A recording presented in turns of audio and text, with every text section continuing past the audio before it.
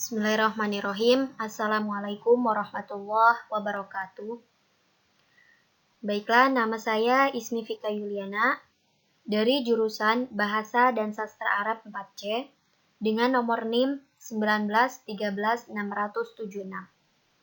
Baiklah, saya di sini akan menjelaskan satu materi dengan judul Kana wa akhwatuha, atau yang disebut dengan kana dan saudara-saudaranya.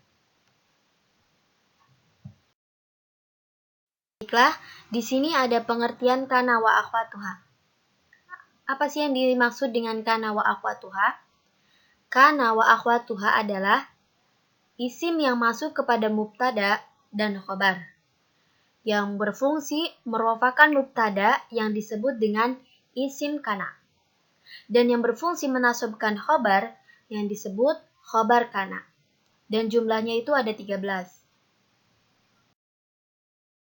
Ada kana dan saudara-saudaranya, yaitu kana, asbaha, adha, amsa, zolla, bata, soro, laisa, mazala, ma bariha, ma fati'a, mang fakka, ma dama.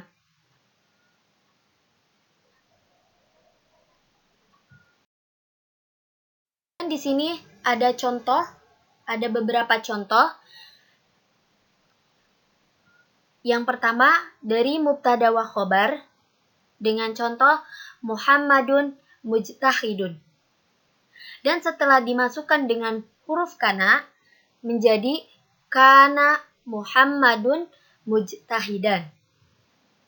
Dan yang kedua, abuka dzu ilmin.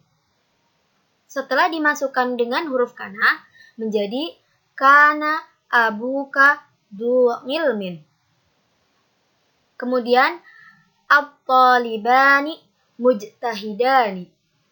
Setelah dimasukkan huruf kana menjadi kana at-talibani mujtahidaini. Kemudian contoh selanjutnya, al-muslimuna mujtahiduna. Setelah dimasukkan dengan huruf kana menjadi kanal muslimuna mujtahidina.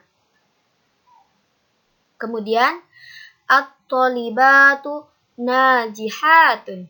Setelah dimasukkan dengan huruf kana menjadi kana thalibatu najihatin. Dan contoh yang terakhir yaitu Ahmadu atsyanu. Setelah dimasukkan ke dalam huruf kana menjadi kana Ahmadu atsyana. Kemudian di sini ada fungsi kana wa akhwatuha. Apa sih fungsinya kana itu? Jadi, kana itu berfungsi merupakan isim kana dan menasabkan khobar kana, atau tarfa'ul isma wa tansibul khobar. Dan di sini ada contohnya. Perhatikan contoh di bawah sebelum kemasukan huruf kana, yaitu contohnya Muhammadun mujtahidun. Contoh di atas adalah susunan dari mubtada dan khobar. Muhammadun itu menjadi mubtada dan mujtahidun itu menjadi khobar. Dan setelah kemasukan huruf kana menjadi kana Muhammadun mujtahidan. Di sini kenapa menjadi mujtahidan? Karena ini termasuk karena menjadi khobar kana, yang mana berubah tandanya menjadi fathah. Maka dari itu yang mulanya mujtahidun menjadi mujtahidan. Dan di sini juga telah dijelaskan bahwa setelah kemasukan huruf kana, maka ada perubahan istilah. Kata Muhammadun yang mulanya menjadi mubtada berubah menjadi isim kana. Dan kata mujtahidun yang mulanya menjadi khobar berubah menjadi khobarun kana. Dan berubah kalimatnya menjadi mujtahidan, bukan lagi menjadi mujtahidun. Kemudian, kana dan saudara-saudaranya itu bertugas untuk merofakan isim kana dan tanda rofanya adalah domah. Jadi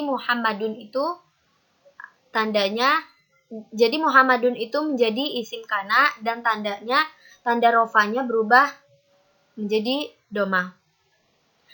Dan menasobkan khobar kana dan tanda nasobnya adalah fathah. Nah, di sini sudah diterangkan tadi bahwa yang menasobkan khobar kana itu berubah nasabnya menjadi fathah, bukan lagi domah.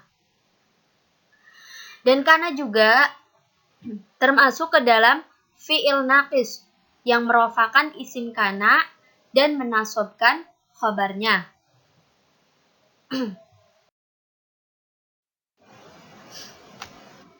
Kemudian di sini ada makna-makna kana wa akhwatuha, makna-makna kana dan saudara-saudaranya. Yang pertama, huruf kana. Kana yaitu bermakna mensifati isim dengan khobarnya dengan waktu yang lampau. Dengan contoh, kana Zaidun marbon, yang artinya si Zaid ini telah sakit kemarin. Kemudian kalimat asbaha.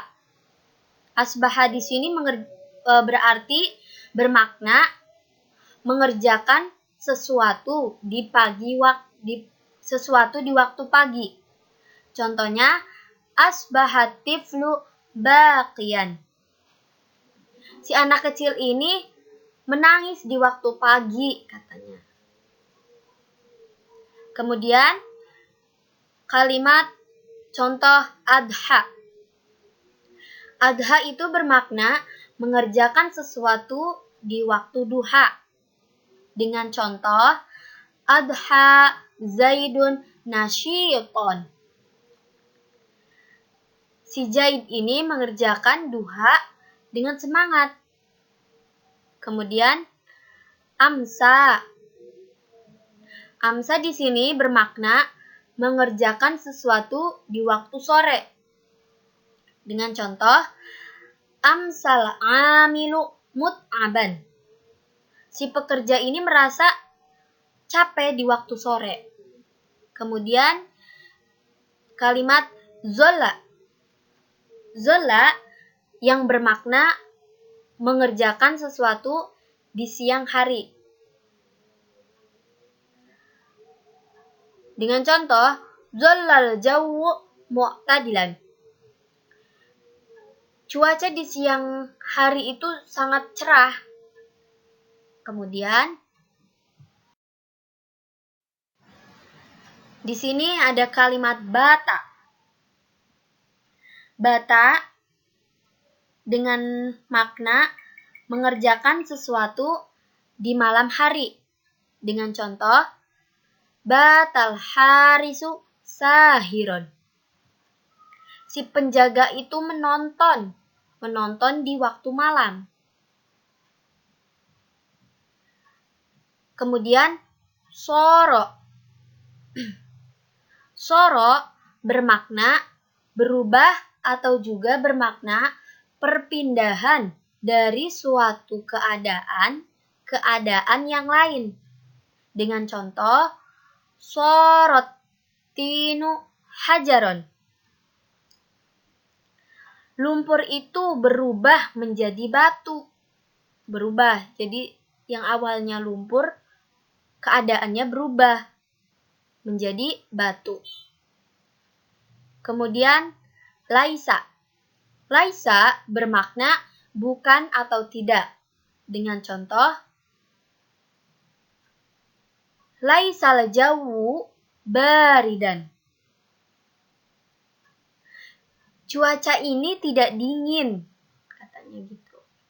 Kemudian kalimat mazala ma bariha, ma fati'a, ma fakka itu bermakna sama, yaitu bermakna senantiasa atau masih. Jadi mazala, ma bariha, ma fati'a, ma fakka itu sama artinya, yaitu senantiasa atau masih. Dan yang terakhir, madama bermakna senantiasa atau masih dalam waktu yang khusus. Contohnya, la ashabuka ma dumta kadiban. Aku tidak membencimu selama kamu tidak berbohong. Mungkin hanya ini penjelasan materi tentang kana wa akhwatuha, tentang kana dan saudara-saudaranya. Kurang lebihnya mohon maaf jika penjelasan saya banyak kekurangan. Wabillahi taufiq wal hidayah. Wassalamualaikum warahmatullahi wabarakatuh. Sudah menonton, semoga bermanfaat.